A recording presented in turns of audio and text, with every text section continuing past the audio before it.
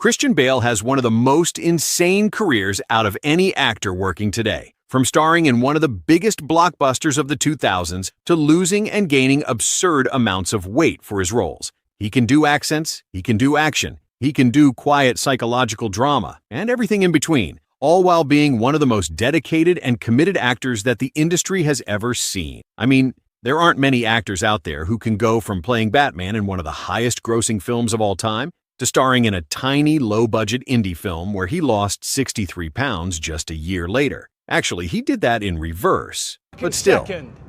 What the fuck are you doing? Oh, that. Yeah, there's a lot of range there. So, today I want to go over Christian Bale's career, to take a closer look at how his acting has evolved over the years, and to see exactly what it is that makes him one of the most dedicated and versatile actors working today. And I think that there's no better place to start than with what is still one of his most iconic performances. That kid in the Disney movie Newsies. No.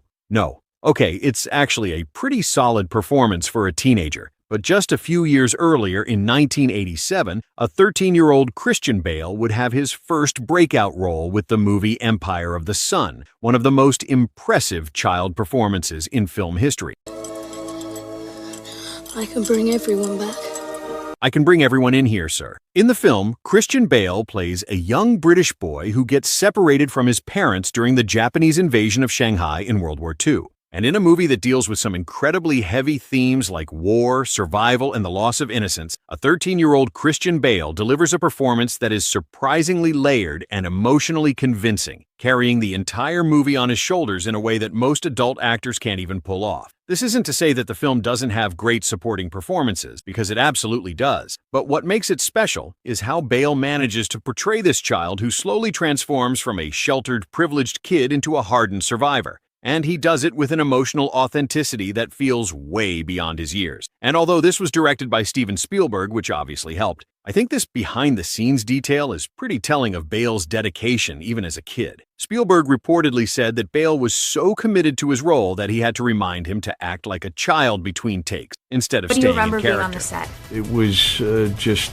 such an amazing experience. After Empire of the Sun, Christian Bale would continue to take on various roles throughout the early 90s, with his most notable performances being in Newsies in 1992 and Little Women in 1994, with Little Women being his most critically praised role up until this point. In the movie, he plays Laurie, a charming and energetic young man who, beneath his carefree exterior, is actually a deeply emotional and somewhat lonely character who's just looking for a real sense of belonging. It's just been a rough few years. This is a pretty charming movie, and it gave Christian Bale more of an opportunity to show off his range as a young actor. It's where Gene wants to go.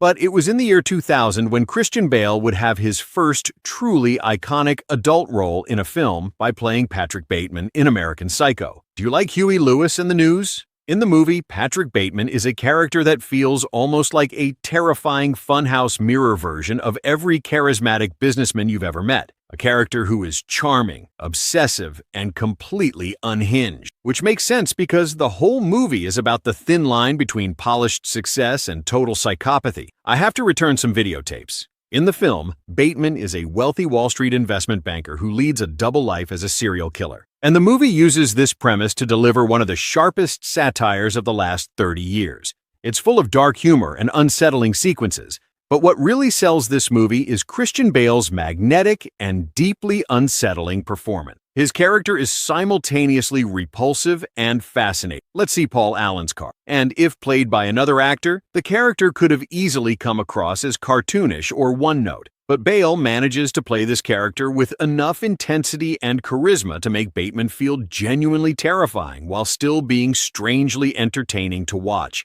I'm on the verge of tears by the time we arrive at a space, since I'm positive we won't have a decent table. But we do, and relief washes over me in an unforgettable wave. This is also the first big role that allowed Christian Bale to showcase the physical commitment that would become his trademark. Because of this role, he put on significant muscle mass, maintained a strict diet, and obsessively perfected Bateman's mannerisms, from the way he walks to the way he hands over a business card. However, by 2004, it became clear that Christian Bale's commitment to his craft was on another level entirely. because in this year, he starred in The Machinist, a psychological thriller where he plays a factory worker suffering from severe insomnia who hasn't slept in a year. And although his previous roles showcased impressive range, it was clear that Bale was willing to do things that no other actor would even consider. So, to embody this character, and he did something genuinely shocking. He lost approximately 63 pounds, dropping down to around 120 pounds on a 6-foot frame. A movie with much darker and more disturbing themes than his previous work, and a movie where he had to completely destroy his body to be believable. I just haven't been able to sleep lately. The movie and Bale's transformation were critically acclaimed, and it was Christian Bale's most extreme example of his total dedication to a role. And it was at this point in his career where Christian Bale would cement himself as one of the most respected actors in Hollywood. Because not only did he have a reputation as one of the most committed actors alive, but also in 2005, he played Bruce Wayne in Batman Begins, and would continue to star in one of the biggest film trilogies of all time over the next several years. But it's not who I am underneath, but what I do that defines me.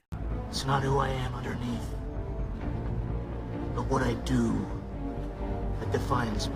But here's the thing. After gaining worldwide fame as Batman, most actors would have leaned into the blockbuster roles and cashed the checks. We would see Christian Bale do the exact opposite, because just months after wrapping The Dark Knight in 2008, we would see him take on one of his most demanding dramatic roles yet in the movie The Fighter. Why don't you just fucking come down here and talk to me, huh? An asshole coming to my In the film, he plays Dickie Eklund, a former boxer turned crack addict who trains his younger brother, played by Mark Wahlberg, for a shot at the world title. I'm the pride of Lowell. And in contrast to the physically imposing Batman, his character Dickie in The Fighter is gaunt, erratic, and unpredictable. A man who was once great but has been completely hollowed out by addiction. Shut up. Or to add on to the fact that he was already playing a character that was radically different from anything he'd done before, he was also playing a real person, meaning that this role required extensive research and preparation. He spent time with the real Dickie Eklund, studying his mannerisms, his speech pattern, and the way he carried himself. By the time they started shooting, Bale had completely absorbed this person's energy. It was just a wonderful opportunity to hang out with Dickie and Mickey,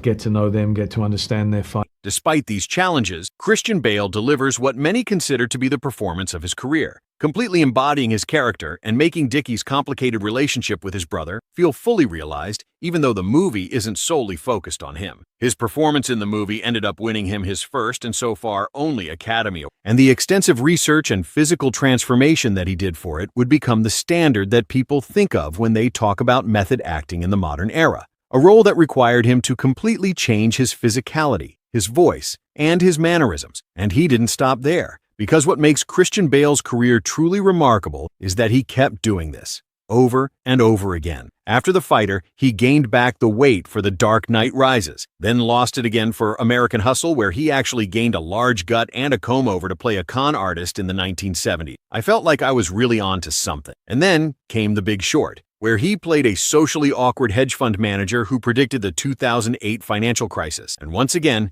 the Bale completely disappeared into the character with a glass eye and a wardrobe of cargo shorts. He plays Michael Burry with such quiet intensity that you almost forget you're watching the same guy who was Batman. But perhaps his most extreme transformation came in 2018 with Vice, where he gained over 40 pounds and wore extensive prosthetics to portray former Vice President Dick Cheney. And because of this, he had to do months of physical preparation and voice work to embody one of the most powerful and controversial political figures of the 21st century. Although the film divided critics, Christian Bale's performance was unanimously praised. You can't do that. I'm not sure we can't. And the film became yet another showcase for his seemingly limitless dedication when it came to preparing for roles. And in 2019, Christian Bale would star in Ford vs. Ferrari, the first of his more recent collaborations with mainstream Hollywood that showed he could deliver incredibly entertaining performances without needing to destroy his body in the process. This was a welcome shift, because as an actor, Bale proved that he didn't need extreme physical transformations to be captivating. He just needed a great character. Within Ford vs. Ferrari,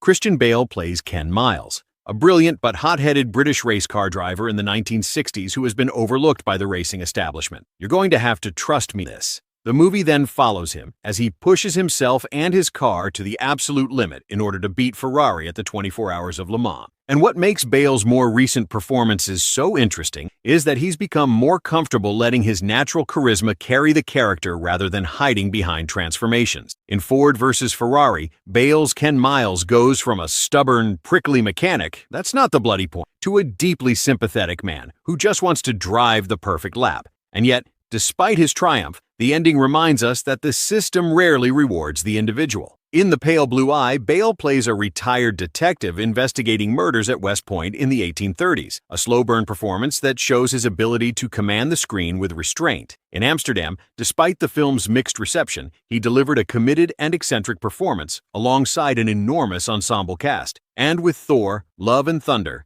he proved he could even chew scenery as a Marvel villain and make it feel genuinely menacing. I call it Necrosaur. Since then, he has continued to take on some pretty unique and interesting roles in projects like The Bride, a gothic horror film directed by Maggie Gyllenhaal. And what's brilliant about his career choices is that, in spite of all the heavy dramatic work, his filmography still manages to be incredibly diverse and unpredictable, and his performance across all of these wildly different roles is so strong that it's cemented him as one of the greatest actors of his generation. So if you haven't, I highly suggest you go watch some of his more underrated films, or at the very least watch The Fighter or American Psycho if you somehow haven't yet. But in between all of these dramatic roles, Christian Bale gave the world another iconic performance that often gets overlooked, his role in the Terminator franchise. And for a franchise known for diminishing returns after the first two films, Terminator Salvation manages to have one of the more committed lead performances, on top of having one of Christian Bale's most intense behind-the-scenes moments. Yeah, the rant. But you still root for the character because he's the last hope in a world that has nothing left. Whatever. It's a solid performance. If you want to keep going, this isn't going to get less impressive. In any movie, really, Christian Bale is essentially playing multiple people at once, with every transformation being a more extreme and committed version of the last. Bale gets things done. Other actors do not. And when I say committed, I mean that in every possible way. Because Christian Bale really embodies every role and dials it to whatever level the story demands, resulting in a filmography that is genuinely one of the most impressive in modern cinema. So I think it's safe to say that Christian Bale is one of the most talented and dedicated actors working today. Since the early 2000s, he has continued to push himself with roles that were completely outside his comfort zone. And because of this, he has built one of the most stacked filmographies of the last 30 years. Whether he's doing an art house film or a blockbuster, you can always count on Christian Bale to deliver a performance that you will not forget. And on top of being a great actor, he also seems to be incredibly private and humble off-screen, a guy who genuinely doesn't care about fame and just wants to do the work. And I think his ability to completely disappear into every single character he plays, along with his just being a genuinely dedicated artist, is what allows him to continually get to work on some of the best movies of the last few decades. So, yeah, it makes sense that Christian Bale is pretty much everyone's pick for the most dedicated actor working today. And if you made it this far, please subscribe, okay? I watched like 20 movies and read way too many articles about weight fluctuations to make this video. Okay, thank you. Bye.